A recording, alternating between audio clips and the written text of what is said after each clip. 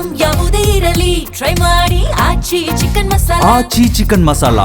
ರಾಜ್ಯದಲ್ಲಿ ನಾಯಕತ್ವ ಕದನಕ್ಕೆ ತೆರೆ ಎಳೆದ ಬೆನ್ನಲ್ಲೇ ಹೈಕಮಾಂಡ್ ವಿರುದ್ಧ ದಲಿತರು ಸೆಡೆದೆದ್ದಿದ್ದಾರೆ. ದಲಿತ ಸಿಎಂ ಮಾಡದೆ ನಮಗೆ ದ್ರೋಹ ಮಾಡಿದ್ದಾರೆ ಅಂತ ಸಮುದಾಯದ ಮುಖಂಡರು ಆಕ್ರೋಶವನ್ನ ಹೊರಹಾಕಿದ್ದು ದಂಗೆ ಏಳುವ ಎಚ್ಚರಿಕೆಯನ್ನ ನೀಡಿದ್ದಾರೆ. ಕಾಂಗ್ರೆಸ್ ಹೈಕಮಾಂಡ್ ವಿರುದ್ಧ ಹೆಚ್ಚಾಯಿತು ಆಕ್ರೋಶ. ದಲಿತರಿಗೆ ಅನ್ಯಾಯ, ಪಾಠ ಕಲಿಸ್ತೀವಿ ಅಂತ ವಾರ್ನಿಂಗ್.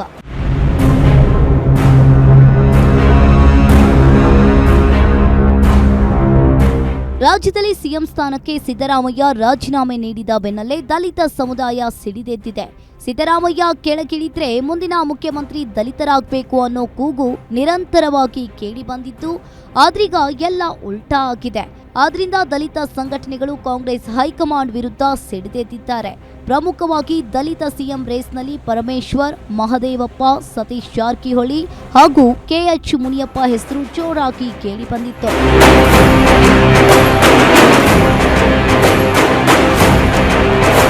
ಪರಮೇಶ್ವರ್ ಅವರನ್ನ ಸಿಎಂ ಆಗಿ ಹೈಕಮಾಂಡ್ ಘೋಷಣೆ ಮಾಡುತ್ತದೆ ಅಂತ ದಲಿತ ಮುಖಂಡರು ನಿರೀಕ್ಷಿಸಿದ್ರು. ಆದರೆ ದಲಿತರನ್ನ ಮತಯಂತ್ರ ಮಾಡಿಕೊಂಡಿರೋ ಕಾಂಗ್ರೆಸ್ ಪದೇ ಪದೇ ಅನ್ಯಾಯ ಮಾಡುತ್ತಲೇ ಬಂದಿದೆ. ಕಾಂಗ್ರೆಸ್ ಮತ ಪಡೆದು ಅಧಿಕಾರಕ್ಕೆ ಬಂದ ಮೇಲೆ ಬಲಾಢ್ಯರಿಗೆ ಸಿಎಂ ಪಟ್ಟ ನೀಡಿದೆ ಅಂತ ದಲಿತ ನಾಯಕರು ಗುಡುಕಿದ್ದಾರೆ. ದಲಿತರನ್ನ ಮುಖ್ಯಮಂತ್ರಿ ಮಾಡುವಂಥ ಯಾವ ಲವಲೇಶ ಅಂಶವೂ ಕಾಂಗ್ರೆಸ್ಗೆ ಬರ್ತಾ ಇಲ್ಲ. ಯಾಕೆ ಅನ್ನೋದು ಆ ಕಾರಣಕ್ಕೆ ನಾವು ಕೇಳ್ತಾ ಇರುವಂಥದ್ದು, ಇವತ್ತು ನಮ್ಮ ಈ ದಲಿತ ಸಮುದಾಯದಲ್ಲಿ ಪರಮೇಶ್ವರ್ ಅವರಿದ್ದಾರೆ, ಮಹದೇವಪ್ಪನವರಿದ್ದಾರೆ, ಹಾಗೆಯೇ ಕೆಎಚ್ ಮುನಿಯಪ್ಪ ಅವರಿದ್ದಾರೆ, ಮತ್ತು ಪರಿಶಿಷ್ಟ ಪಂಗಡದಲ್ಲಿ ನಮ್ಮ ಸತೀಶ್ ಜಾರಕಿಹೊಳಿ ಅವರಿದ್ದಾರೆ, ಮತ್ತು ಅಲ್ಪಸಂಖ್ಯಾತರಲ್ಲೂ ಕೂಡ ಅನೇಕರಿದ್ದಾರೆ. ಪರಿಗಣಿಸಬಹುದಾಗಿತ್ತಲ್ವಾ? ರಾಜ್ಯದಲ್ಲಿ 1980ರಿಂದಲೂ ದಲಿತರಿಗೆ ಸಿಎಂ ಅವಕಾಶ ತಪ್ಪಿಸಲಾಗಿದೆ. ಮಲ್ಲಿಕಾರ್ಜುನ್ ಖರ್ಗೆ ಬಳಿಕ ಈಗ ಪರಮೇಶ್ವರ್ ಅವರಿಗೆ ಅವಕಾಶವನ್ನ ತಪ್ಪಿಸಲಾಗಿದೆ. ರಾಜ್ಯದಲ್ಲಿರೋ ಹಿರಿಯ ನಾಯಕ ಮಲ್ಲಿಕಾರ್ಜುನ್ ಖರ್ಗೆ ಅವರನ್ನ ಸಿಎಂ ಮಾಡಬಹುದಾಗಿತ್ತು. ಆದ್ರೆ ಇವರೆಲ್ಲರಿಗಿಂತೂ ಕಿರಿಯರಾಗಿರೋ ಡಿಕೆ ಶಿವಕುಮಾರ್ ಅವರನ್ನ ಮಾಡಿರೋದು ದಲಿತರಿಗೆ ಮಾಡಿದ ಅನ್ಯಾಯವಾಗಿದೆ. ಜೂನ್ 3ರಂದು ನಡೆಯುವ ಸಿಎಂ ಪದಗ್ರಹಣ ಕಾರ್ಯಕ್ರಮದ ವೇಳೆ ಪರಮೇಶ್ವರ್ ಅವರಿಗೆ ಡಿಸಿಎಂ ಮಾಡಬೇಕು, ಇಲ್ಲವಾದ್ರೆ ರಾಜ್ಯದಲ್ಲಿ ಕಾಂಗ್ರೆಸ್ ವಿರುದ್ಧ ದಂಗೆ ಏಳಬೇಕಾಗುತ್ತದೆ ಅಂತ ದಲಿತ ಮುಖಂಡ ವೆಂಕಟಸ್ವಾಮಿ ಎಚ್ಚರಿಕೆಯನ್ನ ನೀಡಿದ್ದಾರೆ.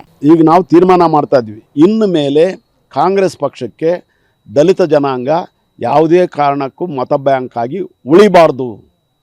ನಾವೇನಾದರೂ ರಾಜಕೀಯವಾಗಿ ಜಾಗೃತರಾಗಿ ನಾವೇ ಒಂದು ರಾಜಕೀಯ ಶಕ್ತಿಯಾಗಿ ಎಮರ್ಜ್ ಆಗ್ತಕ್ಕಂಥ ಕೆಲಸ ನಾವು ಇಡೀ ರಾಜ್ಯದಾದ್ಯಂತ ಪ್ರವಾಸ ಮಾಡ್ತಕ್ಕಂಥ ಕೆಲಸ ಮಾಡ್ತಾಯಿದ್ದೀವಿ. ನಾವು ಇವತ್ತು ನಾಳೆ ಕಾಯ್ತೀವಿ. ಉಪಮುಖ್ಯಮಂತ್ರಿ ನೀವು ಪರಮೇಶ್ವರ್ ಕೊಟ್ಟರೆ ಕರೆಕ್ಟಾಗಿರ್ತದೆ. 2 ಸಲ ಗೃಹ ಸಚಿವರಾಗಿದ್ದಾರೆ, KPCC ಪ್ರೆಸಿಡೆಂಟ್ 8 ವರ್ಷಗಳ ಕಾಲ ಮಾಡಿದ್ರೆ ಸರ್ಕಾರವನ್ನು ಅಧಿಕಾರಕ್ಕೆ ತಂದಿದ್ದಾರೆ.